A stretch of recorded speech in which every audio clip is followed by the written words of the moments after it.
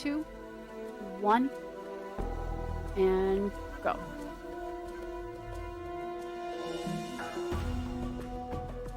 Hello, good evening. Welcome to Torment, Story Percent. So, Torment is well known for its story. Some people have called it the greatest video game ever read. They're not wrong. This game has had about 500,000 words written. So I want to make a quick distinction. Actually, before that, let me explain what Story Percent is. First, I'm going to be doing a speedrun of the game. This is a new route as a warrior, which I wrote late last year. And then we're going to be showing off a bunch of fun extras. We have a showcase for alternate endings, an alternate battle. Then we're going to have an FMV showcase. And after that, we're going to show off the best ending of the game. I want to make a distinction here. Planescape. Not everyone is familiar, but Planescape was written by the original Dungeons & Dragons company, TSR, by a man named David Cook. He went by the name Zeb. He wrote the locations, the cities, deities, the factions, and the dialect that some of the characters will speak. Torment is the video game, and that was written by Chris Avallone. He wrote your characters, the antagonists, and the dialogue that you share with everybody. Let me double check my settings. Everything is looking good. Auto pause is off. Right. So, being Story Percent, I need to introduce you to some essential lore. We'll just let this play while I explain. In Planescape, there is an element of the afterlife. When you die in Planescape, your spirit will be reborn in one of the planes of existence that align with you. Imagine there are alignments in Dungeons & Dragons, and there are planes of existence that match with each one. There are also planes of existence even beyond that. But there, on the plane of existence that suits the spirit, they will be reborn as a follower, a patron of that realm. Their new goal as a soul is to become one with this new plane of existence. At the center of these planes is a city named Sigil, where our story begins. And as you can see, we're already dead. It's said that when you die, you will be free of the burden of all memories that you have had in your life. But if we're dead, how are we still in Sigil?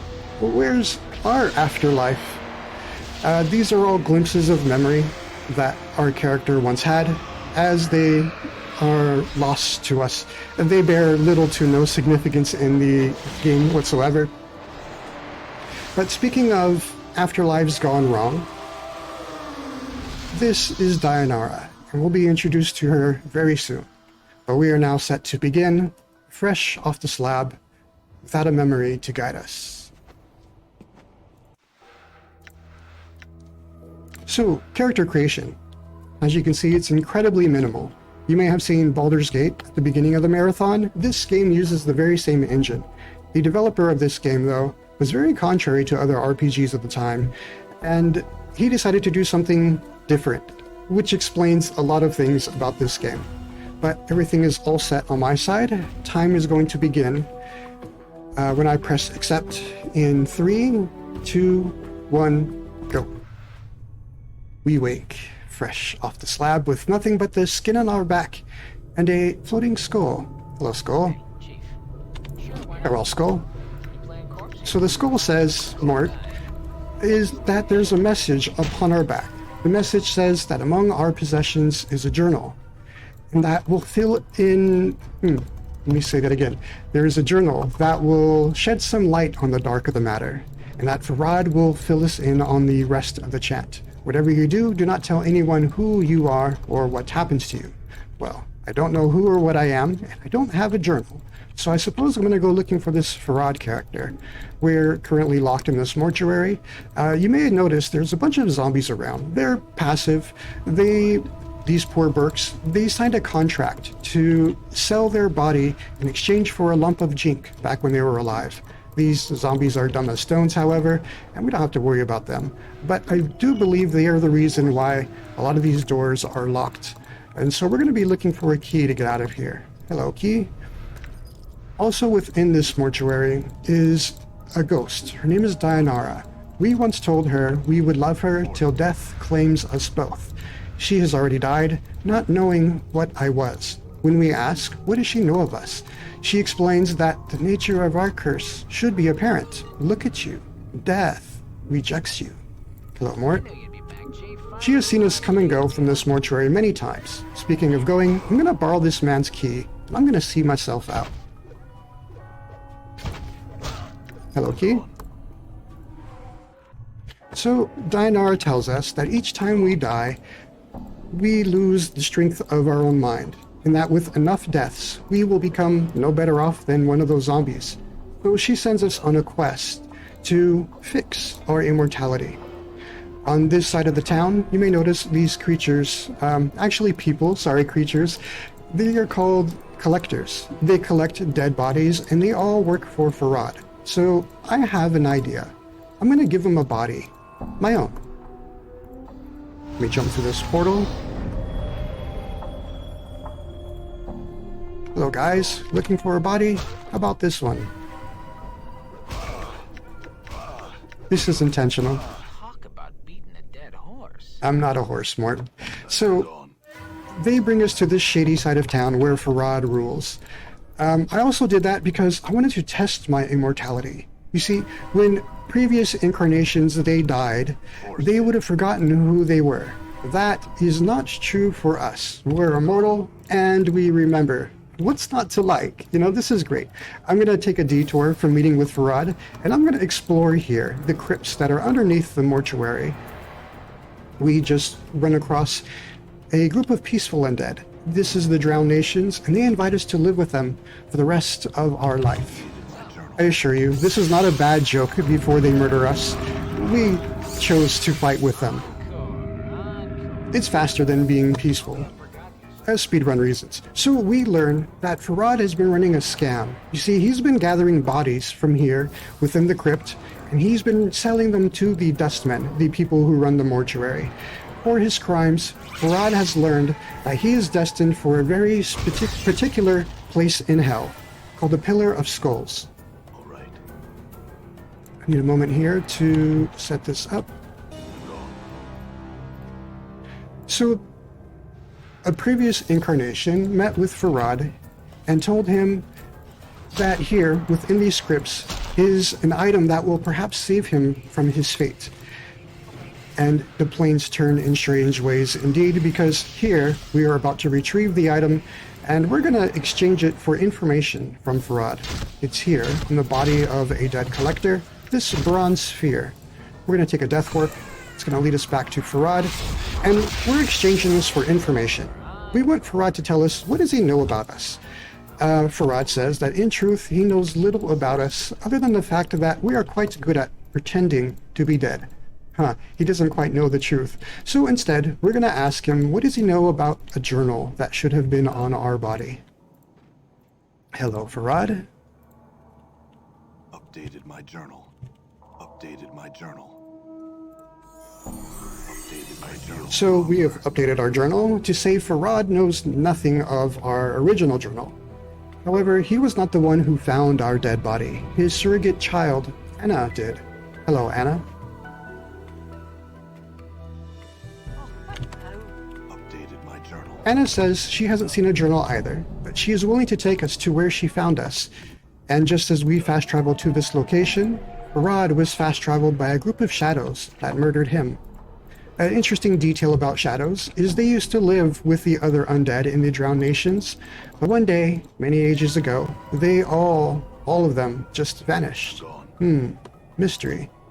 You may notice that things being vanished, these streets, there's not a lot of traffic here. It seems unusual that Anna just happened to have discovered our body. She tells us later that, in fact, she stalked us, followed us back here, where she discovered our body shortly after we had died. This is the very location she found us. I need to tell you, Sigil is a living city. The walls of the city say they witnessed us die here in this very same spot. We were fast traveled by a group of shadows that murdered us. If there was a journal, those shadows may have been responsible for it. Hey, a chief, searching where you died was a dead end, you would say? Eh? Mort, out of the party. Enough of that. So, we're actually out of leads. We're at a dead end. We don't know what to do. So we're going to help this alley to give birth to a new street. Yeah, you heard that right. Updated my journal. So in this new area of the city, give me one moment here. That man was training me in weapon skills, which will be useful later. With Mort out of the party, things go off the rails. In this part of the city, we were supposed to learn about the night hag Ravel Puzzlewell. You see, Ravel, she tried to free this living city, and for her crimes, she was imprisoned within a maze on another plane of existence. And we want to meet with Ravel because we discover that Ravel is the source of our immortality. There isn't any portals that will allow us to meet with her, however, so we're going to make a portal of our own. Fortunately for us, a previous incarnation had commissioned a portal to be crafted in this foundry. Anna and I were doing a delivery quest, but while we're here, we're going to steal what's rightfully ours. Anna is also going to steal a couple of items from this man here. We're going to level up her pickpocketing skills so that she can do so. I'm going to quick save. I need to steal 2 items from this guy. Well, I only need to steal 1. Oops, that's not the option we need. Failed. Come on, we can succeed. We got this. We believe in you, Anna. We only need 1 item, but it takes too long to check our inventory for which one we get, so we just go ahead and steal both items. We exchange that item for a magical weapon, and then we mug the guy to take the portal. In Planescape, every portal requires a key. The key to this particular portal is a drop of blood from one of Ravel's descendants, where she happens to be immune to normal weapons and some magical weapons. So the weapon we stole back there is a powerful magical weapon, which we're going to use to make a extraction from the living blood bank, I guess you could say. I'm going to manage some inventory here. And Anna is going to help restrain the patient so that she doesn't run around too much. Oh, that went incredibly well. We're going to identify a couple of items we have, and our portal is now complete. We are ready to meet with Ravel. Ravel's going to have a great deal of information to tell us. Of the 300 dialogue options that we mashed throughout the speedrun, we're going to answer about 100 of them right here. So I'm going to need a moment to do all that. Anna, she's going to be running up here. This is set up for some speedrun tech. I'm going to catch you up on story, but I do want to highlight for this segment the speedrun tech, but after the dialogue. Hello, Ravel. Updated my journal. Have you returned at last? You know, I've learned some new tricks. Important question here. What can change the nature of a man? Ravel is known for asking this question. Change the nature of a man. What can change Updated my the journal. nature of a man? Updated my journal. Updated my journal. Updated. Dialogue went brilliantly. Okay, so I'm a magician. I'm not a mage, a magician. I have a few tricks up my sleeve. First thing we're going to do is we're going to level up, because we've been level 1 all this time. It's not a good idea to fight at level 1. We're going to level up Anna's stealth, because she's going to be hiding quite a bit through the rest of the run. And then we're going to enable this auto pause option. When Ravel dies, she's going to start an unskippable cutscene. I'm going to use this item. It's going to cast the Cloud Kill spell, which is going to deal with Ravel's minions. Anna, she's going to continue to run back up to a corner here. We can't move because Ravel is casting her own spell. We hit it. We hid very well. We're gonna... Oh my gosh, this is going so good. I'm so happy right now. So Anna hides by that portal. When she steps through that portal, it's going to allow her, in Nameless, to reappear in another part of the maze, which is near the exit. With the auto pause enabled, it's going to pause the game before the cutscene plays. I'm going to try to interrupt Ravel's spell here using another trinket. This is going so good. And on the other side of the maze, we're going to initiate a dialogue option. Oh no, this is a soft lock. I have to restart the game entirely when an enemy casts a spell, or if, okay, how can I describe this? When a spell is being cast, it takes away control from the player. You know, I've learned some new tricks. Oh, this so puts me off. The control is taken away from the player. After that spell completes, control is given back to the entity that cast the spell, and that allows control to return to the player. But because the entity was dead, control does not go back to her. So therefore, we're stuck in a soft lock state. Kind of happy, but not happy I got to show that off to you. Okay, so we're going to repeat this cloud kill spell, and I'm trying to hide. Let me explain this trick again. When Ravel dies, there is an unskippable cutscene. We're able to skip this cutscene first by enabling auto pause, which is going to pause the game before the cutscene plays. Anna is going to stand beside this portal, which is going to allow her and Nameless to teleport to another side of the portal, where the exit of this maze is. And by exiting the maze, we're able to skip the unskippable cutscene. Right, this is all going to happen very quickly once we do defeat Ravel successfully this time. Right, Ravel? Right? We have some backup health here. She is a beast of a fight, and this is very RNG dependent. I'm waiting for her health to get to near dead. She will try to cast a heal spell. We have another trinket, which is a bunch of bugs. The bugs do tiny bits of damage, but it does it fast enough that it interrupts your ability to cast magic. So here we are. This should go well. Come on. Don't do it again. Okay. Charm in hand, switch to dialogue, and we exit the scene as intended. So, skipping that second cutscene, we now enter the third unskippable cutscene. But this gives me a moment to catch you up on the story. Ravel, she played a trick. She's playing a trick now. She's pretending to be dead. But she didn't technically make us immortal. She pulled the mortality out of us like a rotten tooth. You can't die if you don't have your mortality, right? However, there's a flaw. One, we lose our memories each time we die, until now. And each time we die, a shadow is born into the world. The very same shadows that killed Farad. The very same shadows that killed our previous incarnation. Ravel says that we bear a curse, the curse of immortality. And because of it, we are like a lodestone, drawing others who are also tormented, our companions. And that if we were to get to know our companions, we can learn what their own torments are. And as the player, you can choose what to do with that knowledge. It's up to you. So, to fix our curse of immortality, we need to rejoin with our mortality. Ravel doesn't know where our mortality is, and she gives us a lead. A fallen angel named Trius, who's being held prisoner on another plane of existence, which is where we had just left to. So our mortality, this living rotten tooth of a man that you see in this cutscene here, he is our mortality, and he has grown with his own ambitions.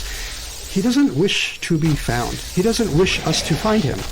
And so he has gathered all of the shadows that we have been giving birth to, and he is using them for his own means.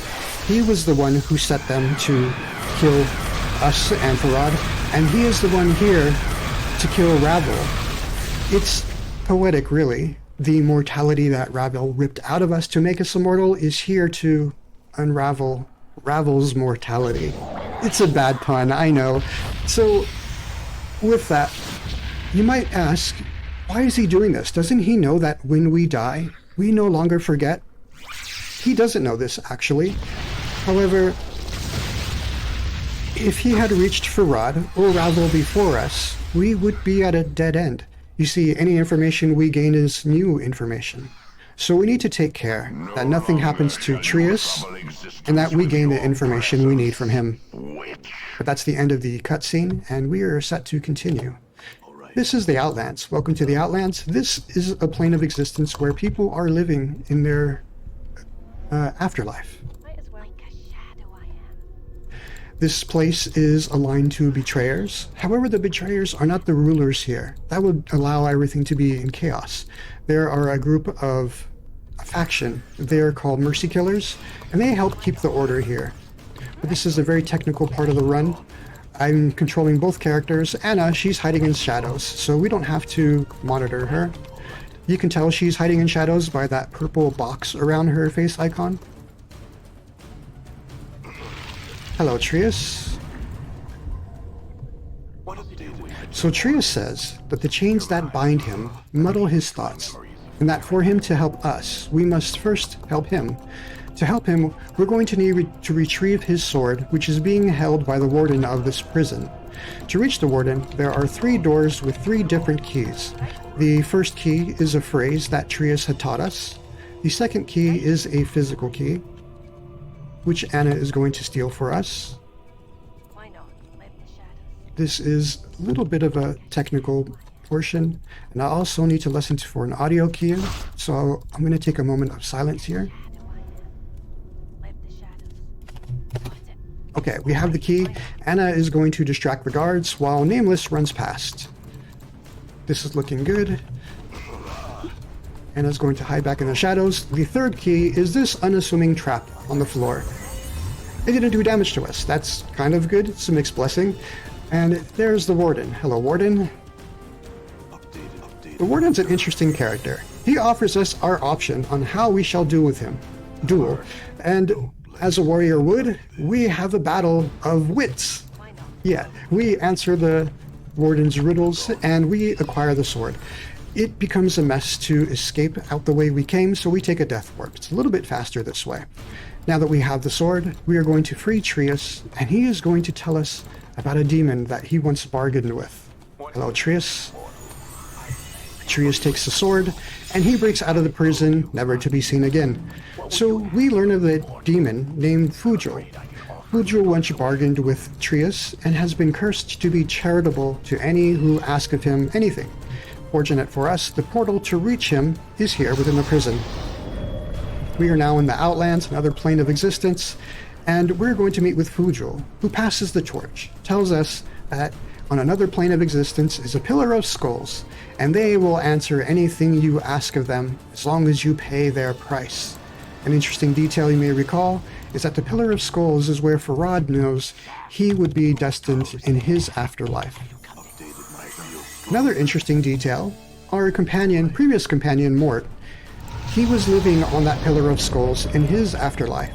He was freed by a previous incarnation, but back when Mort was alive, he helped us to meet with Ravel, the hag who made us immortal, and as a consequence from the actions that happened there, Mort bears a guilt, a regret, that has stayed with him ever since, and it's why he was our faithful friend from the very beginning.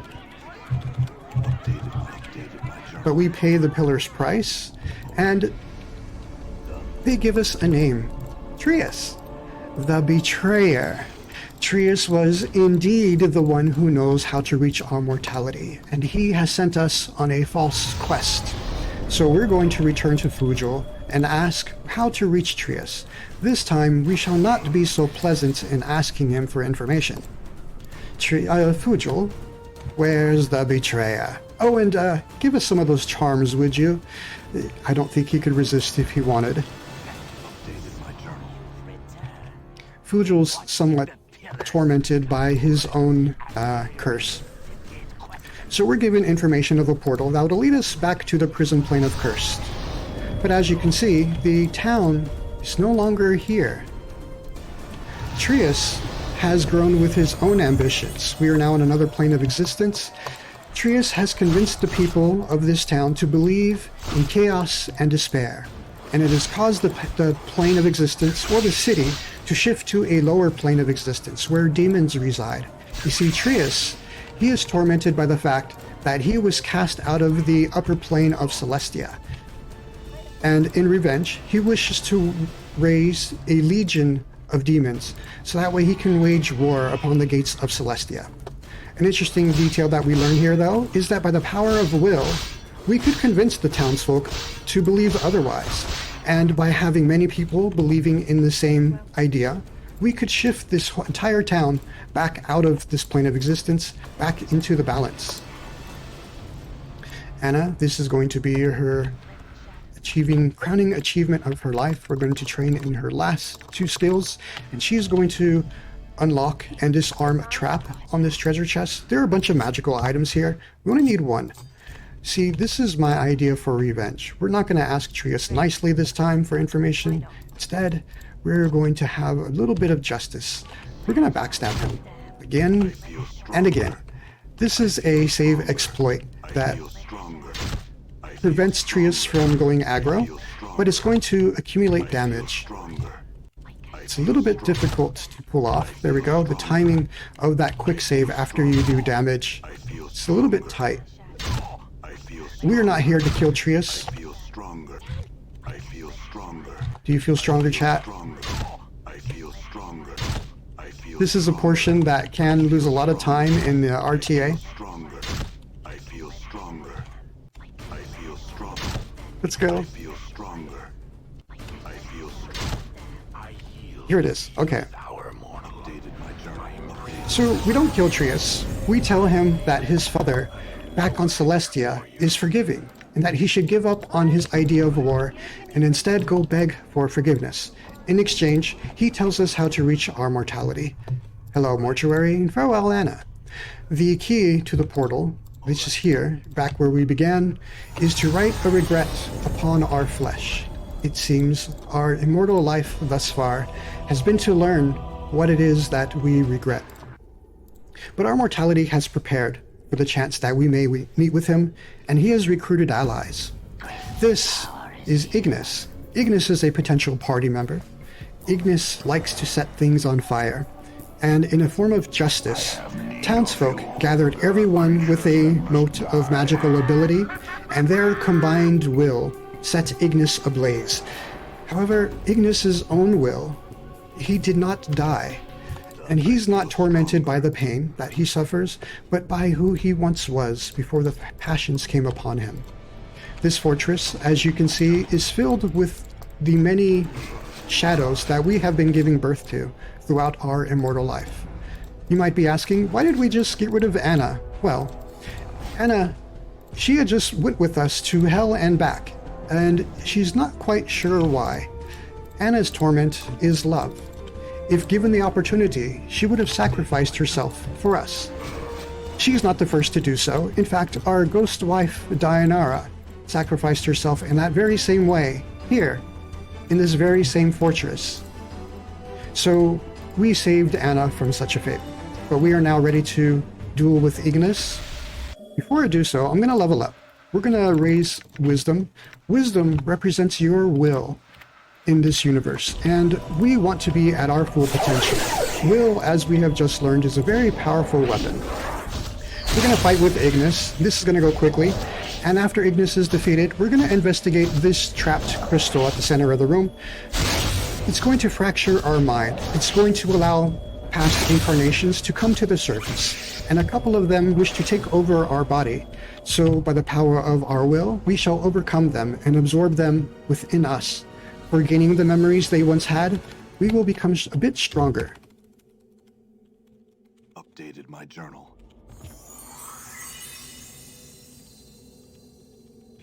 We are coming up near the end of the RTA. We are now reunited with our ghost wife, Dianara, who reminds us of our quest to return to becoming a mortal, For you in death's halls, my love. where she waits for us. She guides us out of this trap and allows us to meet with our mortality. Meeting with our mortality, we are going to exert our will, and we are going to force our mortality to rejoin with us. In the RTA, this would be at the next cutscene where time is declared. So that would be time. So allow me to explain. Our mortality and I, we share a link, he and I. Because we are immortal, he is also immortal. Because he cannot die, or because we cannot die, he cannot die. And he has grown very strong. He has lived a long, single, immortal life, unlike us. Because of that, he has grown so strong, and we concede defeat. And we use this opportunity to ask of him a single question. What can change the nature of a man? Nothing. Anything can, so long as you have the will to believe in it. In fact, we can believe ourselves out of existence, and because we bear a link on mortality and I, he would also disappear. At the brink of oblivion, he begs for life, and we tell him that we would only live with him if he rejoins with us. He does so, and he is not pleased. He curses us, saying he cannot wait for the day we finally die. We are not dead.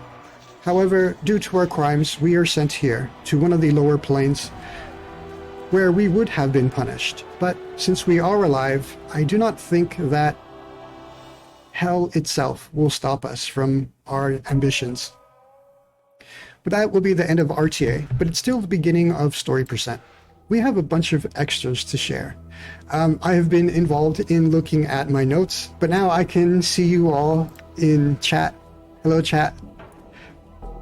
We're going to now show off a bunch of fun extras.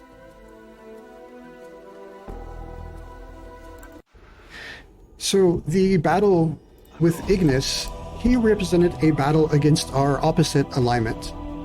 If you are a neutral or a good character, you battle with Ignis, who is an evil mage. In this version, I am the evil character. I am chaotic evil. We are not going to duel with Ignis. Instead, our mortality is going to recruit a different form of help. Allow me to introduce you to Valor. Valor is an interesting man. Ignis Lord, thank you. Mithril Horn, thank you. Arise, Valor. I have need of you. Let's listen to this part. A great injustice has been done. Injustice. Valor is not quite a man. He is a suit of living armor, the armor of a mercy killer.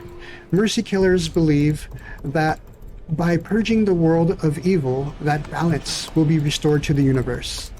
Valor has tracked a particular evil that has eluded him, us. Valor has tracked down and killed previous incarnations. One incarnation in particular trapped Valor instead. We trapped him within the prison plane of Cursed, where he, after that incarnation died, forgot about Valor. And Valor had sat there and rotted in torment, waiting to try to just free the planes of evil. Valor has lived many lifetimes, consumed by his passion for justice. You could say that Valor's will has allowed him to become immortal in his own way.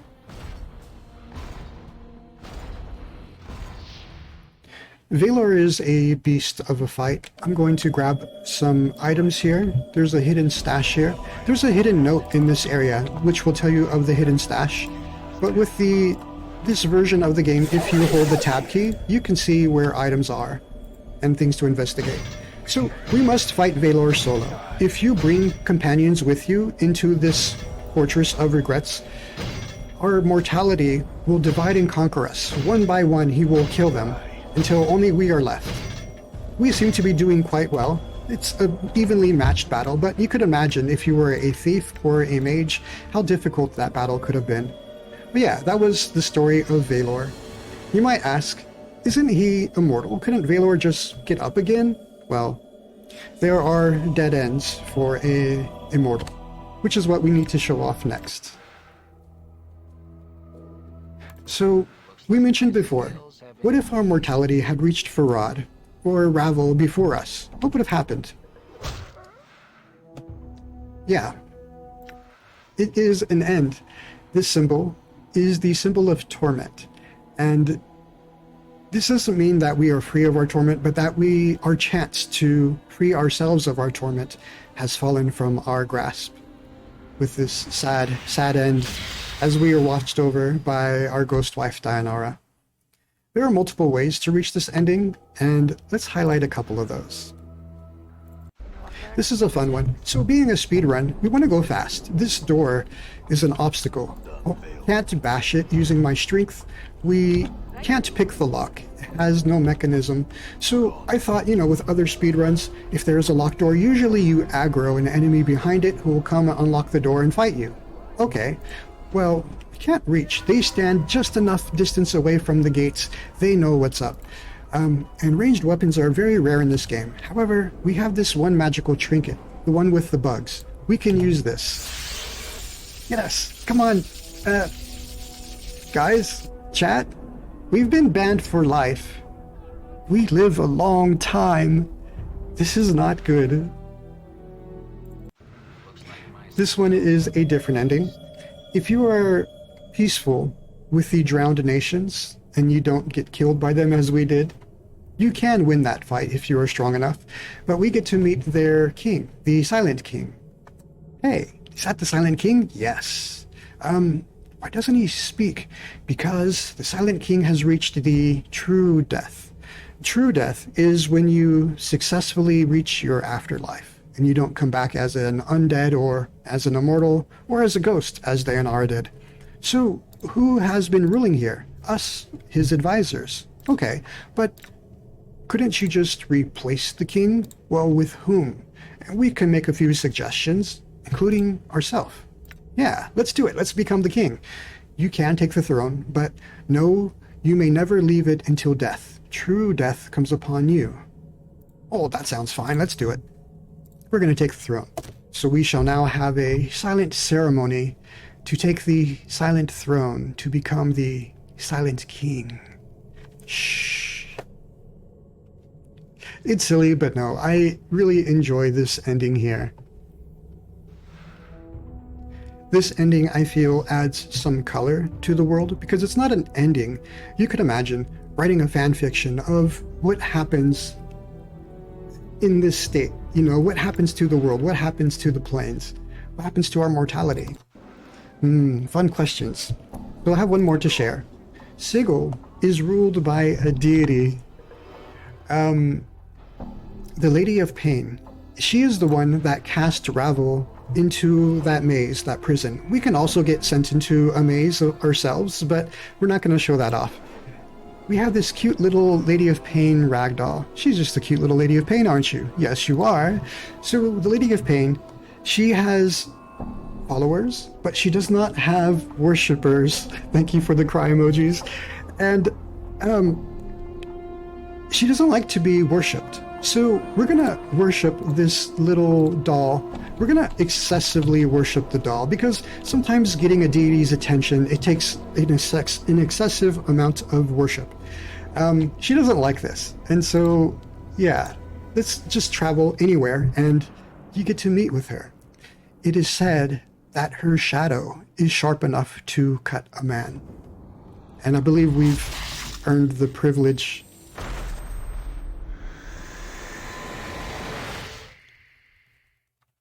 So, there are dead ends for an immortal.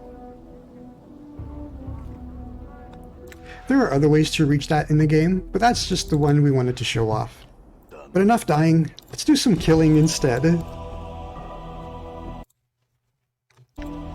Oh, I pressed the wrong thing. Sorry about the audio skip. Okay, this is an FMV spell showcase.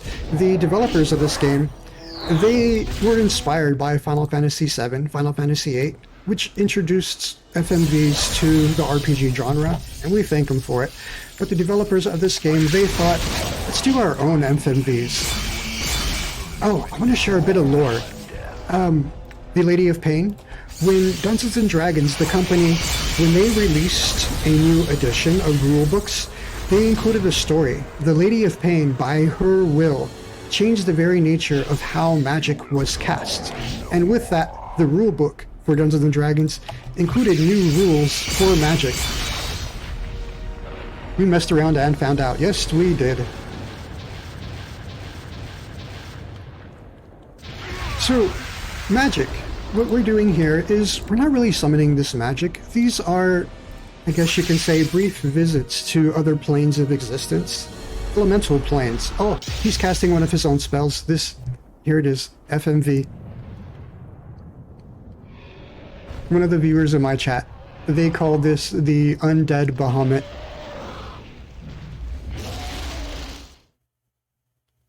This was the very same spell that he cast on Ravel, but it spared the FMV for now. But there, the plane of ice, the ice being a visitor to that plane of existence, that's what's dealing the damage. I like this concept that Planescape has, that magic doesn't just summon in magical damage. Ooh, we can't cast spells while this is on us, so we're going to run around in circles. Lady of Pain is a shy god. Oh, he just cast Power Word Blind on us, and it worked. We are now blind. I think that affects our accuracy, but magic always hits, right? In Exile. Yes, In Exile is the company that they have made other Planescape games, but it's a spiritual successor because In Exile does not have the rights to the original Planescape franchise. Wizards of the Coast now owns Dungeons & Dragons, the company. And I think because Planescape was created by TSR, there might be some rights issues there. I'm responding to the Japanese stream chat, if you're wondering who I'm answering to. Break you 1,000 times, then build you anew so that you might die another death. This is a fun little spell. So why are we having a spell showcase? Well, you can't gain all the spells in this game. This is actually a modified save file.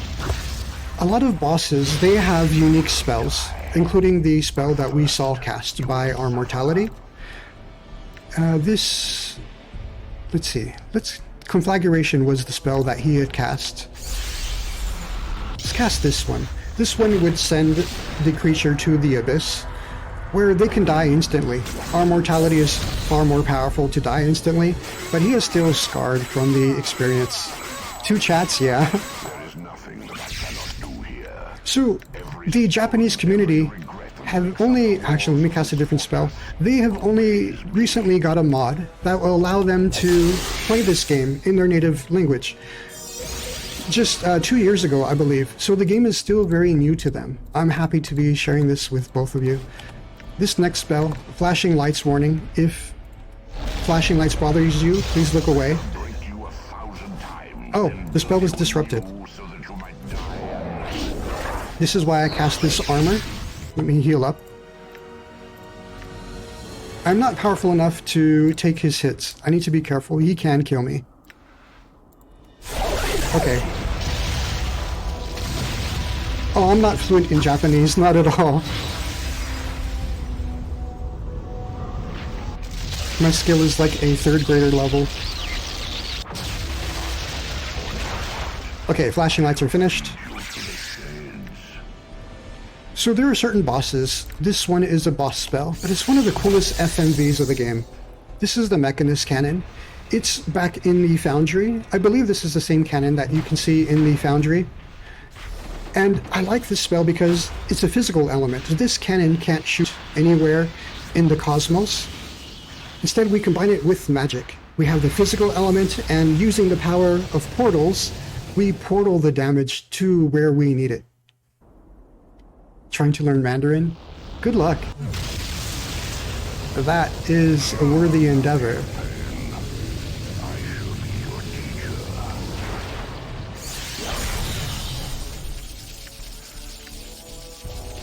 Let's see. Meteor Storm. Sometimes he casts this on us. We're going to cast it on him. But this is another one that has a physical element. It's not a meteor storm unless it passes through the atmosphere, right? So we just blow up a nearby asteroid and pull it in. But you're starting to see the feeling of like Final Fantasy spells here. Is that canon?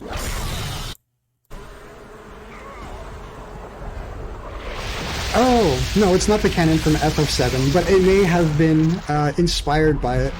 Yeah. Paying attention to the details. Hey. Meteor's your favorite spell animation. Oh, we saw that one. We can skip that. I have a couple more to share. You may not have seen these. This one is reminiscent of Knights of the Round. This is a spell we gain from Trius. And it has a physical element. That is the Gates of Celestia. That is another Deva with a Mace of Disruption.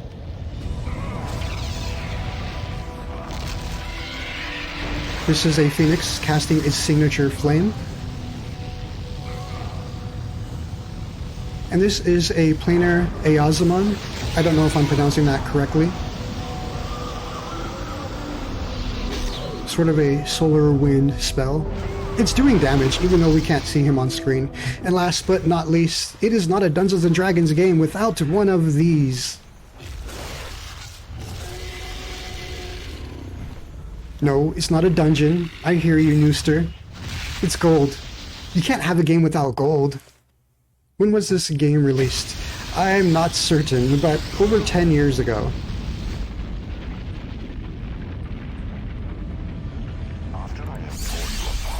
Oh, he's casting more of his magic. Here, you get to watch Meteor Storm again. I'm gonna skip the FMV's portion. Yeah, these are solid FMVs for when this game came out.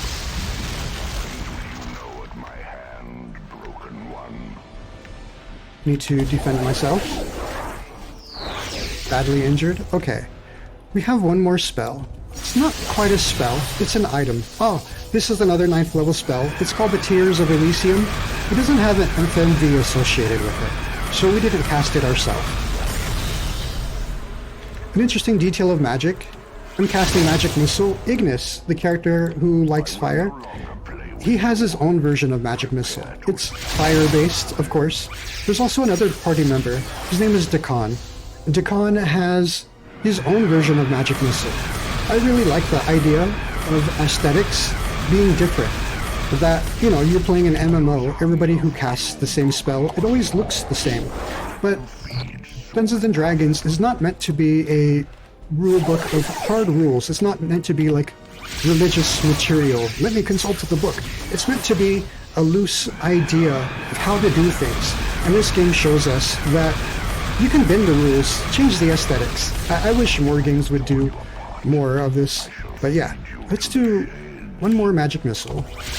I want this last spell to kill him.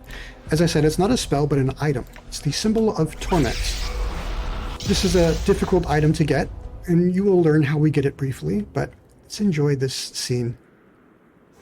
The man has bony hands. He's wearing the robes of a collector. Maybe he's looking for dead bodies. But he casts his own spell. We can cast Magic Missile at the darkness. Yes, I know the meme. Okay, I didn't kill him. We will suffer another Tears of Elysium.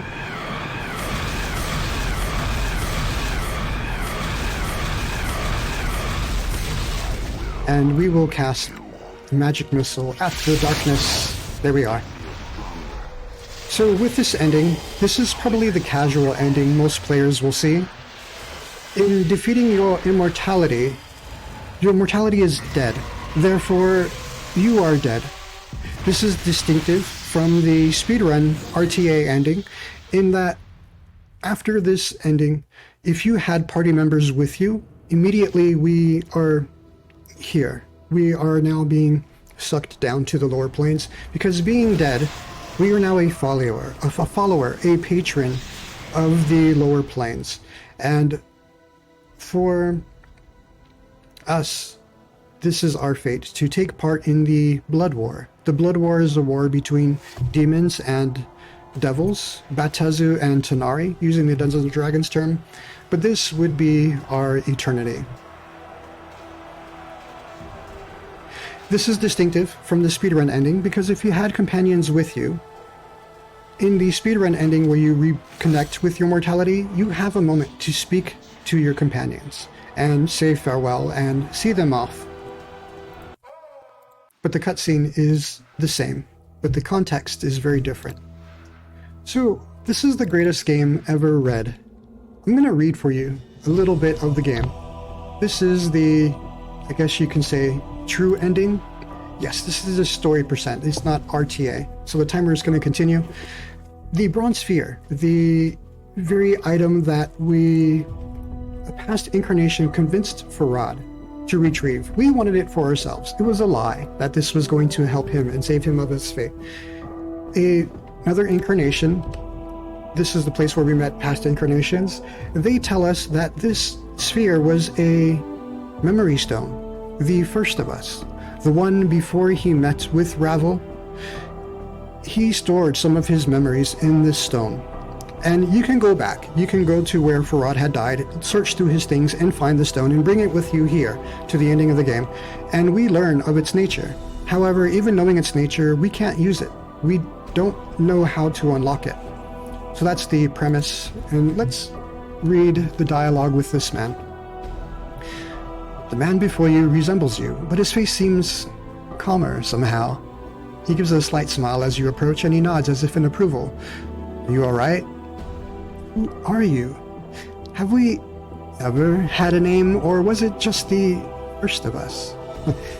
No, I'm your ally in this. I, like these others, have died my death in your mind, and this figment is all that remains. But who are you? This must be disorienting for you. Let me try and explain. I am one of your incarnations. I was once lost, and now I am here again. How is that possible? I do not know. Whatever you touched within the fortress has brought pieces of yourself to the surface. One of the others may know the means of how this came to be, but it's beyond me. If you're a part of me, there are things I must know. I've had countless lives. Why are there only 3 incarnations here? I don't know, but perhaps we were the 3 pieces that were somehow still present in your mind. Present? How? Don't know for sure, but I would guess that when we die, traces of the former personality may remain in your mind. And I know that sometimes we may make ourselves felt. Well, how? When you're about to place yourself in danger, or we're close to a realization, for example. I found I could stir, help prod you in the right direction. Oh, you were that crawling sensation I kept feeling in the back of my skull. I would be at a loss to describe how it felt to you, but it is possible, yes. There is something else I would know.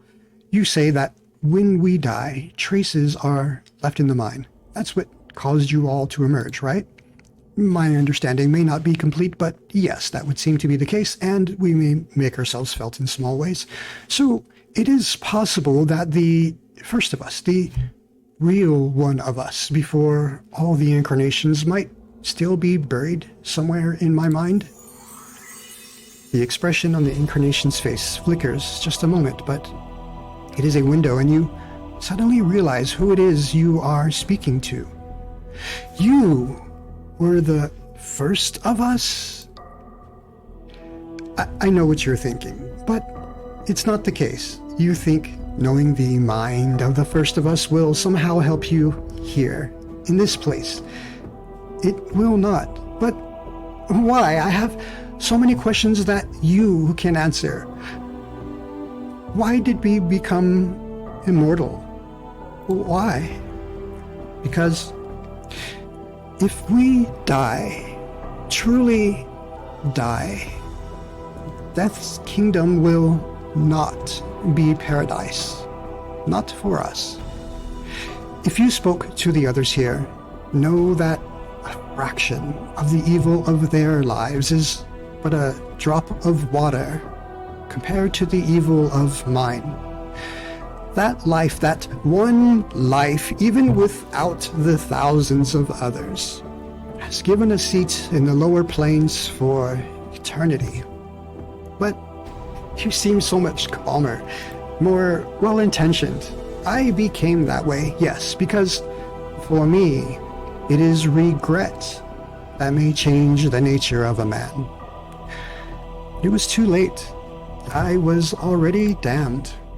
I found changing my nature was not enough. I needed more time. I needed more life. So I came to the greatest of the Grey Sisters. Asked her for a boon. Try.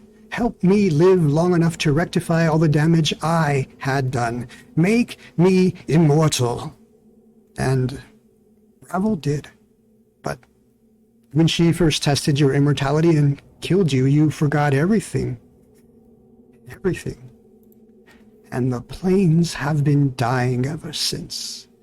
The crime is great, and the blame is mine. There are so many questions I have for you. Who are you? What was your life like? When I become no more, when I merge with you, you will have the answers you seek. It may take some time to sort them out, but they are there. It's difficult to communicate a life with words. Very well. We shall become as one. Are you ready? One last thing, just this. Before I return to Oblivion, there's something I would know. What do you wish to know? Did you live your life, the brief life you've had? In the end, was it worth it? This life seems to have only caused suffering for myself and others. I would see it end, and the plains allowed peace once more. This option, you're free to choose which one you select. I think it helps define you as the player, what you embody. I'm choosing this option for one of my viewers, T12. That one's for you, bud. But he nods, and for a moment you think he's going to say something, but he collapses, the life running out of him and into yours. As he falls to the stones, you feel a crawling sensation in the back of your skull, making you shiver. And you know the incarnation is no more. Farewell. So, we gained this knowledge before, but we didn't recognize who this incarnation was, and we weren't able to make use of it. But having the bronze sphere, we can now unlock it. The key to unlock it was just to hold it and feel regret. In doing so, we begin to feel all that the first incarnation regret. The pain, the suffering, the things that he committed. Not just the things, the acts that he committed, but the regret from all of those actions. So much so that an entire fortress can be built from such a pain. This fortress, which is said to be larger than a single city. And through the regrets, you feel the first incarnation again, his hand, invisible and weightless, upon your shoulder, steadying you. He doesn't speak, but with his touch, you suddenly remember your name. And it's such a simple thing, not at all what you thought it might be, and you feel yourself suddenly comforted, because in knowing your name, your true name, you have gained back the most important part of yourself. In knowing your name, you know yourself. You know now. There is very little you cannot do. The first incarnation's hand gone from your shoulder, watching you with a slight smile. But if that was my name all along, if I was... He holds a finger to his lips, silencing you, but nods at the symbol of your arm, as if indicating you should make use of it. The symbol of torment that was tattooed to us. It barely holds to our skin, and we can peel it off like a scab. We no longer wear the symbol. Does that mean... You get halfway through the question, and you realize there is a heavy silence in your mind. The first incarnation, we can no longer feel its presence. He is gone. The way I understand this is that, in some ways, our mortality, the first of us, not our mortality, let me make that distinction, he came to terms with his regret. His torment, our original torment, no longer binds us. We are now free of that torment. We have freed ourselves of it.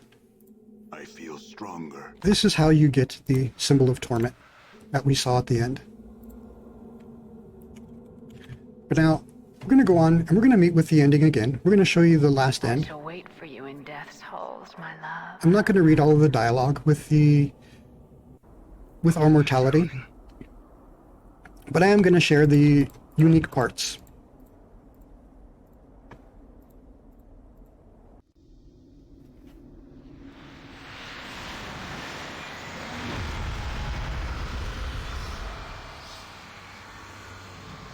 So you have come. Then you shall die again.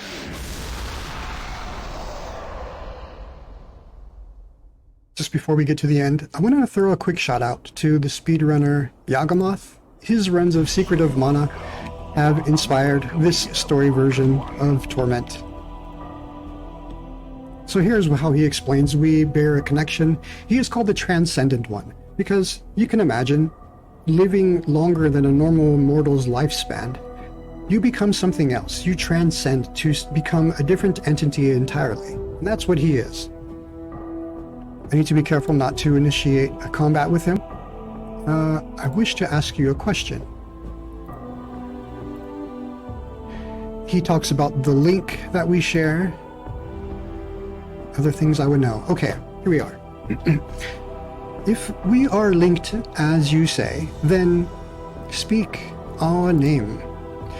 A name is a thing earned by a man through his actions. By the nature of that, the name we once had is meaningless. You don't know what our name was, do you? There is no one in all existence that knows our name. I'm gonna speed through here just to stay on time. Our name is known to me, creature.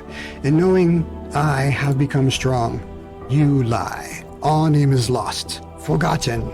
Do I? If you are of me, you know when I deceive you. I do not lie now. Even with such knowing, you do not have the power to defeat me. Yes, I do. Will unmake you. No, I will unmake you. I no longer wish you to inhabit the plains. Farewell, and know that oblivion welcomes you. And this appears to be as the same ending we just saw, where our mortality is unmade. However, it's very distinctive, because after this FMV, do we call it an FMV cutscene? Afterwards, there is nothing. There's a couple of ways to think about this. We are just about at time. This would be time for story percent, actually. You can put the timer here. Most of the people, when asked about this, they believe because we share a link that by unmaking our mortality, we have unmade ourselves.